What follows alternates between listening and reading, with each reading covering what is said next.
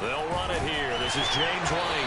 Only a couple there as he'll be brought down about the 28. Well, this defense for the Colts, they were very solid last week in the victory over Baltimore. And no matter what's done throughout a ball game, it always comes back to blocking and tackling. That's the essence of football. But I think it's hard for people to understand just how difficult it is to tackle, especially open field. Very few missed tackles on tape that I saw last game. This team does a nice job of getting their opponents on the ground. Throwing on 2nd and 8. Watson. And he's got Amendola on the connection. And he'll be stopped at the 35, but not before he picks up 7 yards. A gain of 7 yards. And it's 3rd down.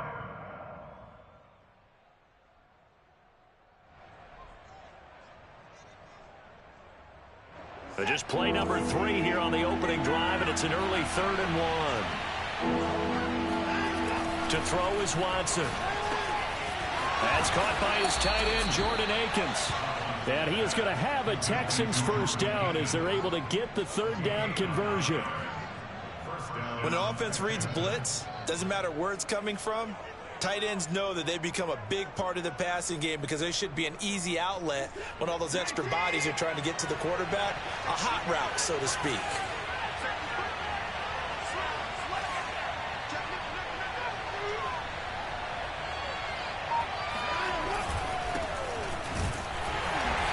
And this one's going to go the wrong way. Losing yardage back at the 42.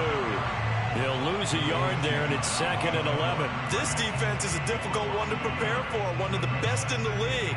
They'll come at you from all angles, and they did a nice job there stopping him for a loss. Looking at a 2nd and 11 now after the loss. Out of the gun, Watson.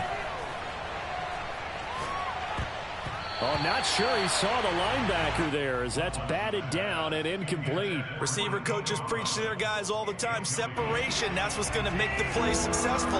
That time there was very little, and I think they were actually fortunate that it was only knocked away and not intercepted. The ball popped in the air and intercepted.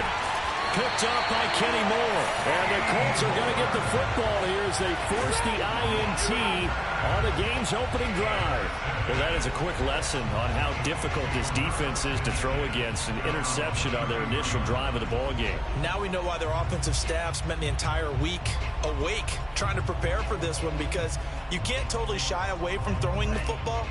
But at the same time, you're looking at them and going, where are the weaknesses? How are we going to move it? One of the top defenses in the NFL for a reason. We just saw one example right there. And he'll be taken down, but not before he works it past the 50.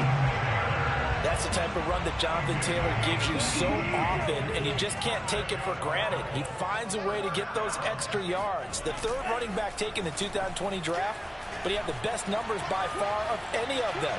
1,169 yards, 3rd most in the NFL, and by the last quarter of the season, he ranked among the best runners in the league. And it's pretty easy to overlook the fullback when you're making your assignments defensively in the pass coverage game, but in this case, they made him pay for that oversight and picks up a nice gain.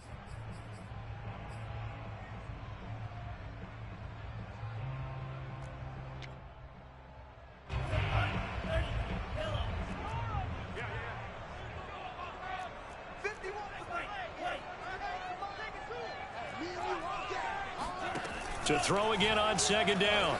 Love. That is caught. Michael Pittman with it.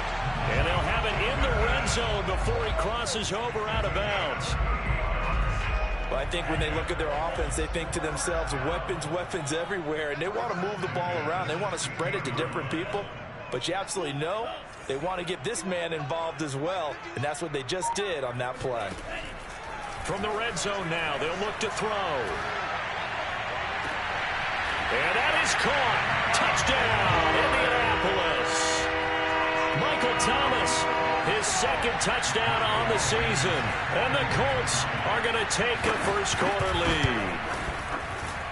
Extra point by Blankenship is up and good. And it's now a 7-0 game.